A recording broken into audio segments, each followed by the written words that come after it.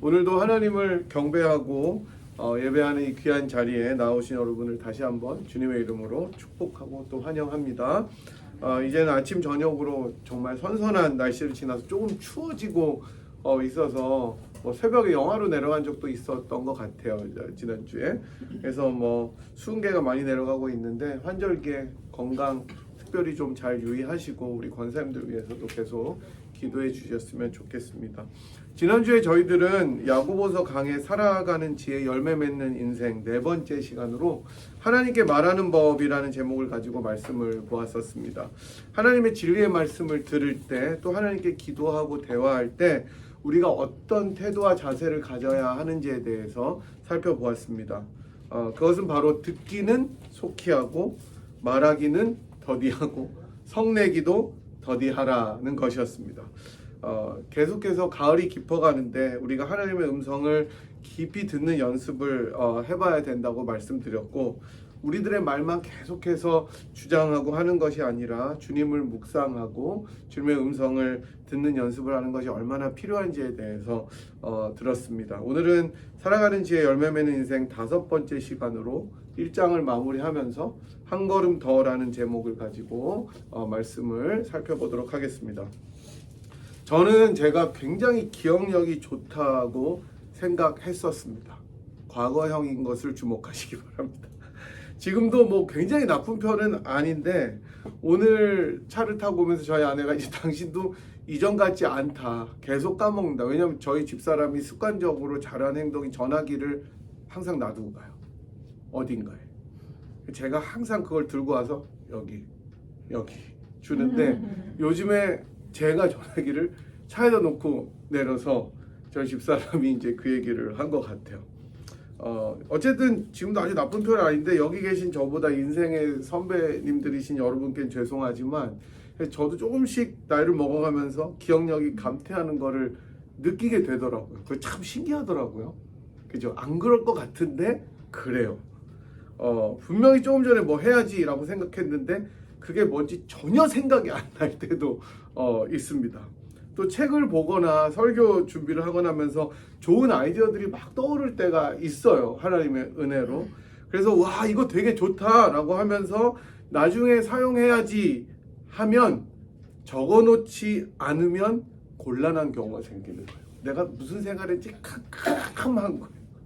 정전이 돼서 촛불도 안 킨 그 칠흑과 같은 어둠처럼 분명히 내가 뭔가를 생각했는데 아무것도 생각이 안 날 때가 많이 있습니다.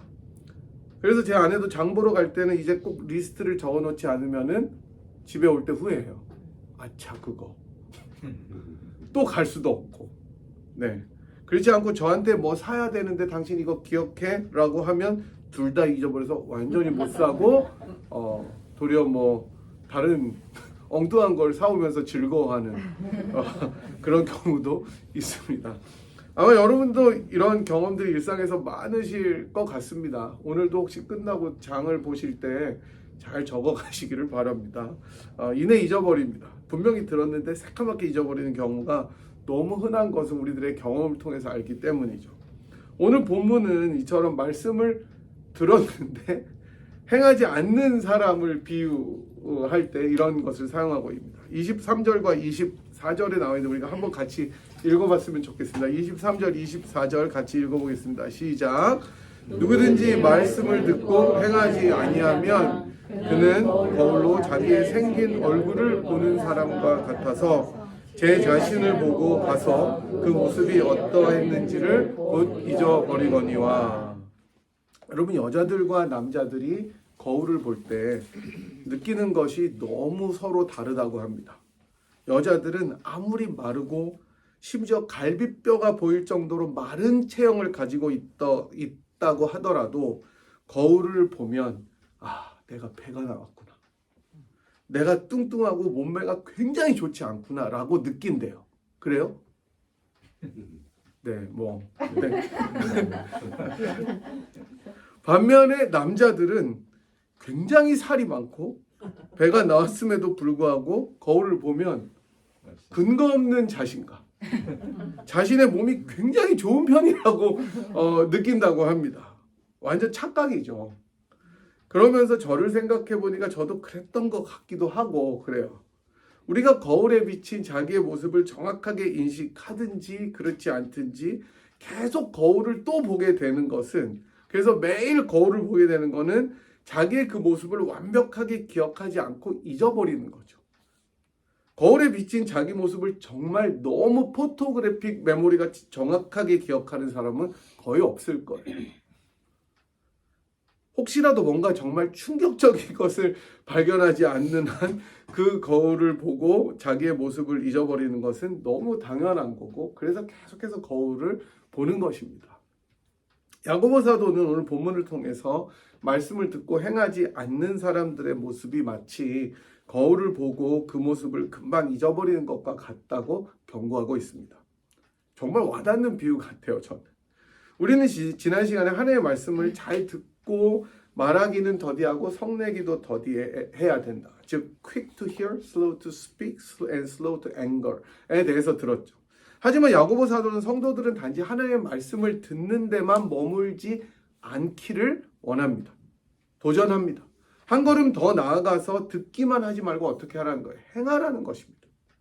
사실 지난주에 말씀드린 것처럼 하나님의 말씀을 잘 듣는 것만도 쉬운 일은 아닙니다. 그것도 어려워요. 왜냐하면 우리들의 말을 많이 하느라, 많이 꺼내놓느라 듣는 것 자체도 쉽지가 않기 때문입니다. 잘 생각해 보면 당장 지난주에 들은 말씀은 제가 여러분께 이렇게 계속 리마인드를 해드리니까 기억한다고 해도 그 전주에 들은 말씀을 얼마나 기억하시는지 모르겠어요. 제목이 뭔지 기억나요? 본문은 알 수 있죠. 강해하니까. 제목이 뭐예요? 라고 하면 제가 여러분께 다 물어보지 않아도 많이 잊어버리셨을 것입니다. 때로는 저도 제가 전한 말씀이 강해 설교를 통해서 이어지니까 연속 본문으로 설교를 하니까 기억하지만 만약에 주제 설교를 했으면 저도 까먹을 때가 있습니다. 심지어 연속 본문인 경우에도 잊어버리는 수가 있어요. 분명히 제가 준비하고 전했는데 그렇습니다. 핸드릭스라는 설교자는 사람들은 들었던 것의 10% 정도만 기억한다고 이야기를 합니다.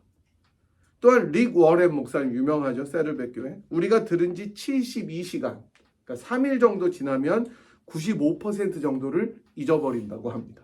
놀랍죠? 많이 들었는데 5%만 기억하는 3일 지나면. 그 다음에 한 통계는 굉장히 흥미로운 결과를 보여주는데 이렇습니다.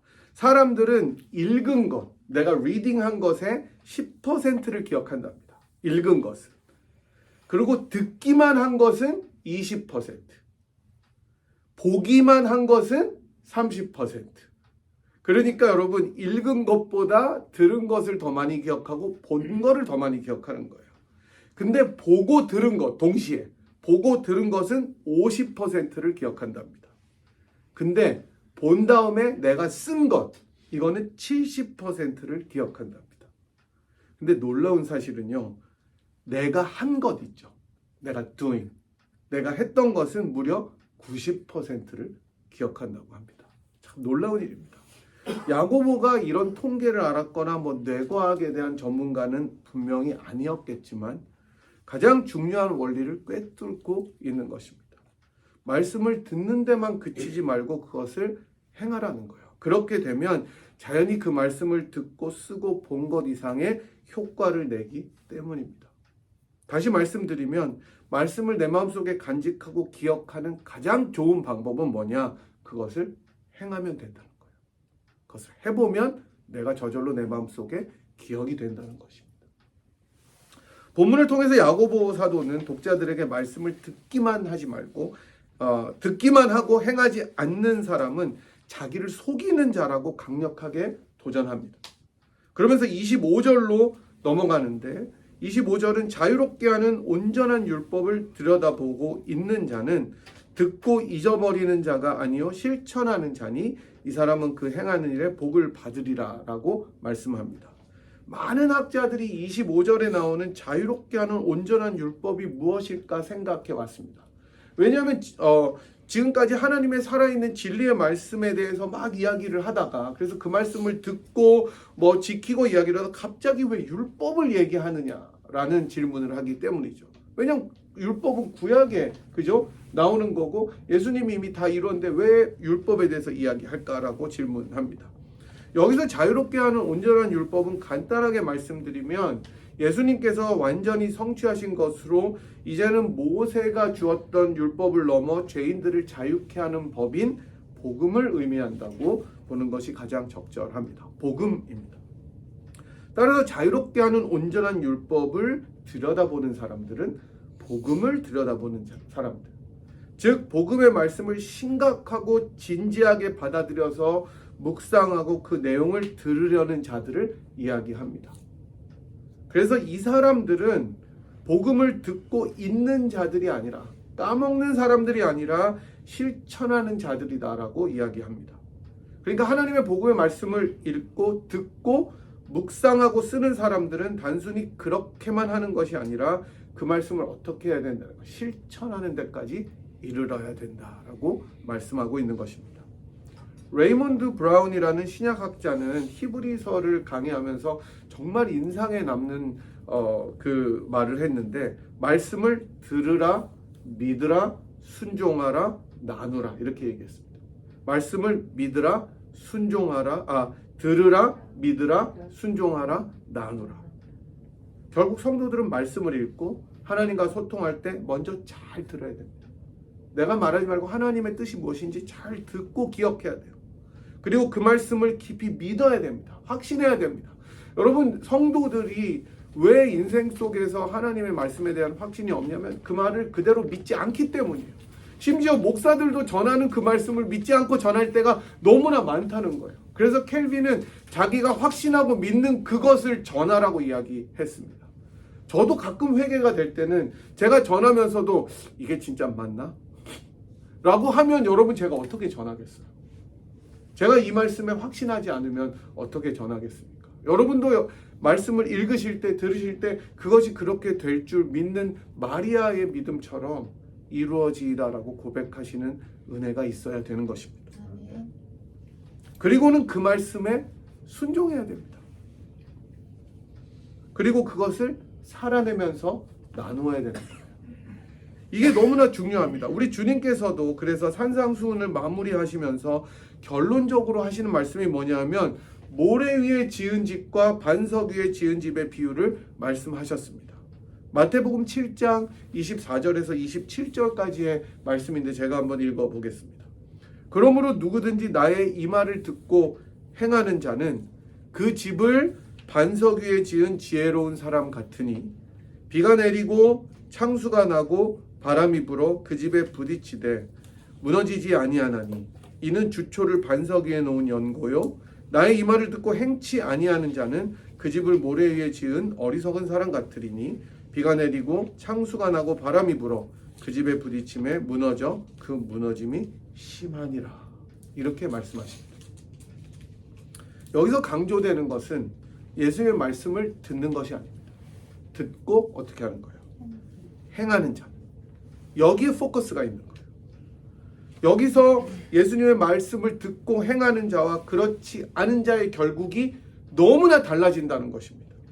말씀을 듣고도 행하지 않으면 아무 소용이 없다는 거예요. 처음에는 같이 집을 짓는 것 같은데 실제로 환난이 오고 고통이 오고 어려움이 와서 하나님의 말씀에 서 있는 사람이면 무너지지 않는다는 거예요. 견고하다는 거예요. 흔들리지 않는다는 거예요. 그런데 하나님의 말씀을 듣고도 행하지 않는 사람은 그런 어려움이 올 때 어떻게 됩니까? 무너져 내려버린다는 것입니다.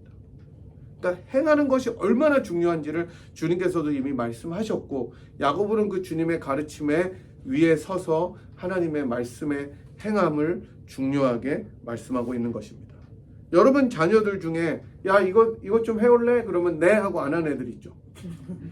있어요. 꼭 자녀들 중에 셋이든 둘이든 이거 좀 해줄래? 그럼 네 하는데 안 해.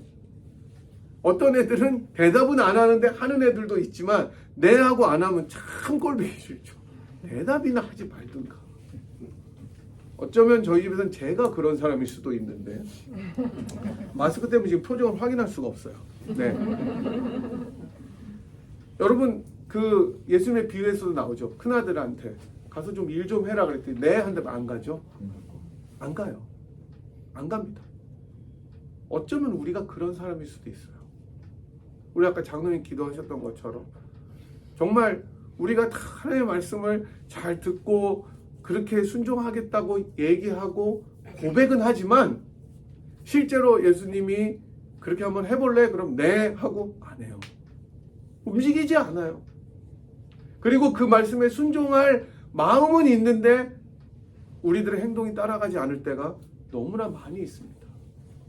그래서 변화가 일어나지 않는 거예요. 야고보 사도는 오늘 그것을 이야기하고 있는 것입니다. 복음의 말씀, 진리의 말씀, 우리를 자유케 하는 능력의 말씀을 듣고 행하는 이들은 그렇기 때문에 그 행하는 일에 복을 받는다고 이야기를 합니다. 이 복은 하나님께 순종하면서 말씀을 행하는 사람들만 알게 되는 행복을 뜻합니다. 하나님의 말씀에 순종해서 살아갈 때 물론 우리들의 일상에서 어려움이 있을 수도 있고 고생이 있을 수도 있어요. 사실 복음대로 살면 우리가 편안하기가 힘들어요. 하나님의 말씀대로 제자로 살아가면 이 세상과 부딪힐 수밖에 없고 이 세상의 가치관과 충돌할 수밖에 없고 우리들의 삶 자체가 편안한 것과는 다르게 조금 더 불편해질 수가 있습니다. 그게 복음이 우리들을 향해서 달려오는 방식이에요. 예수님도 그렇게 살았기 때문이죠. 만약에 복을 믿어도 모든 것이 형통하면 세상에 누가 크리스찬 아닌 사람들이 어디 있겠습니까? 예수 믿어서 정말 맨날 로또 맞고 이틀에 한 번씩 여러분 지금 너무 좋아요. 그러면 누가 예수 안 믿겠어요? 너도 나도 다 믿지. 근데 복음을 받아들이고 예수를 믿으면 이전보다 내 삶이 더 힘들어지는 경우들도 많이 있다는 거예요. 왜냐하면 내 양심이 살아있기 때문에. 다른 것들과 충돌할 수 있는 가능성이 너무 많이 있습니다. 하지만 그럼에도 불구하고 주님의 말씀을 순종할 때 주시는 복은 뭐냐면 그 성령을 통해서 우리들 마음속에 주시는 즐거움과 기쁨과 만족이 있다는 것입니다. 그래서 시편 기자는 시편 19편에서 여호와의 말씀이 뭐보다 더 달다고 이야기하냐면 송이꿀보다 더 달다고 이야기하는 것입니다. 그 말씀을 행할 때 이런 기쁨과 즐거움과 만족이 생기는 거예요. 마치 중독처럼 달달한 거 먹으면 계속 땡기게 되죠. 제가 원래 진짜 한국에 있을 때 디저트와 거리가 멀게 삼시세끼 밥만 딱 먹었던 사람인데 미국에 와서 이 스위팅에 눈을 뜨게 되면서 달달한 게 있어야 돼요. 안 좋더라고요 이거. 밥을 먹으면 뭔가 땡기는 꼭 먹어야 되는 중독과 같은. 그러나 하나님의 말씀은 그 스위팅보다 더 달다는 것입니다. 행할수록 더 하고 싶어요. 내가 순종할수록 더 순종하게 만드는 것이 하나님께 순종하는 성령의 능력입니다. 그래서 하나님의 말씀에 순종해 본 사람들은 그것을 알기 때문에 이분들이 체험하는 즐거움으로 계속해서 순종하게 되는 것입니다.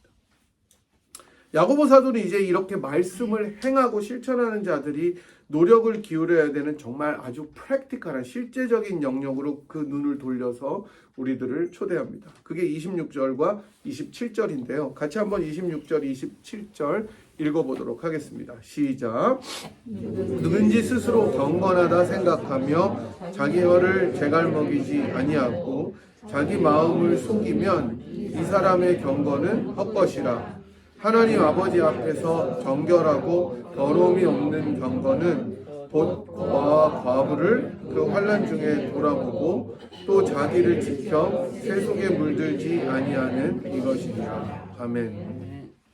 사실 26절과 27절에서 야고보가 제시하는 것들은 야고보서 전체의 중요한 주제들 가운데 있습니다. 그리고 그 주제들은 야고보서를 읽고 있는 독자들이, 우리들 말고 1세기 독자들이 실제로 경험하고 마주하고 있었던 공동체 내에 있었던 심각한 문제들이기도 했었습니다. 저희들은 이제 앞으로 야고보서 강해를 계속하면서 이런 문제들을 더 깊게 다루게 될 건데요. 오늘 말씀에서는 간략하게만 설명해 드리도록 하겠습니다. 만약에 이걸 풀로 다 하면 오늘 저희들 점심도 못 먹고 계속할 수 있습니다. 일단 제가 못해요, 배고파서. 자, 하나님의 말씀을 듣고 행하는 이들이 가장 먼저 실천하고 조심해야 될 영역은 말의 영역입니다. 말. 자기 혀를 제갈먹이지 않는 이들은 결코 경건한 자가 아니라고 야고보는 경고합니다. 그 경건은 헛것이라고 이야기해요. 따라서 하나님의 말씀을 행하는 이들이 가장 실천적으로 매일 제일 먼저 보여주어야 할 것은 혀를 얼마나 지혜롭게 사용하느냐에 있습니다. 야고보는 이제 3장에서 이 주제로 다시 돌아올 것입니다. 진짜 길게 이야기합니다.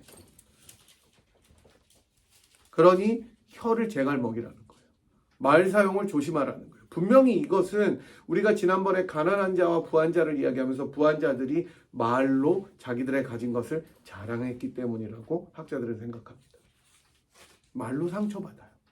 여러분 진짜 말 잘해도 천냥빚을 갚는다 그러잖아요. 말 한마디로. 말 한마디로 사람을 죽이기도 하고 사람을 살리기도 하는 것처럼 공동체 내에서 정말 중요하게 생각해야 될 것이 말을 지혜롭게 하는 것입니다. 아유, 오늘 보니까 완전 살쪘네. 일주일 동안 비수가 돼요. 턱이 2개네 오늘 보니까. 아무렇지도 않게 지나가는 말들이 사람의 마음속을 후벼 파게 되는 것입니다. 그래서 우리들이 오늘도 하나님께서 내 혀에 파수꾼을 세우셔서 하나님 말씀처럼 지혜롭게 하게 해달라고 기도해야 되는 것이죠. 저희들이 이제 3장으로 넘어가면 이 주제로 다시 돌아오겠습니다. 그러면 그 경건이 헛것이라면 정말 경건한 사람들의 표지 마크는 뭘까라고 물어보면서 하나님 앞에서 그것은 정결하고 더러움이 없는 경건은 고아와 과부를 환난 중에 돌아보는 것이라고 야고보는 이야기를 합니다. 여러분 구약에서 선지자들이 계속해서 외친 소리는 뭐냐면 약자들을 돌아보라는 거였습니다. 약자들을 돌봐라. 하나님께로 돌아오고 약자들을 돌봐라. 여러분 당시에 지금도 어렵지만 과부나 고아들은 지금과는 정말 비교할 수 없을 정도로 힘겨운 삶을 살아가고 있었고 그 사람들을 케어하고 공개하는 것이 공동체의 의무였습니다. 공동체는 그런 사람들을 돌봐야 됐었어요. 하지만 많은 사람들이 약자와 버려진 사람들을 뒤로 한 채 자기의 삶에만 매몰되어서 그 사람들을 돌아보기는커녕 그들을 핍박하고 구박했습니다. 이게 선지자들이 회개하라고 외친 죄악이었어요. 그래서 하나님께서는 하나님 당신이 스스로 과부의 남편이 되시고 고아의 아버지가 되어 주시겠다고 말씀하셨습니다. 그래서 그들을 위해서 내가 대신 도와주겠다라고 말씀하셨습니다. 이렇게 가난하고 힘없는 사람들이 공동체에 여전히 있을 때 이들을 돌아보라고 도전하는 것입니다. 그리고 이 주제는 우리가 바로 다음 주에 다룰 2장 초반에서 다시 등장하게 될 것입니다. 야고보는 참 경건의 표지가 이 사람들을 돌아보는 동시에 자기를 지켜서 새 속에 물들지 아니하는 것이라고 말하면서 1장을 끝냅니다. 매듭 짓습니다.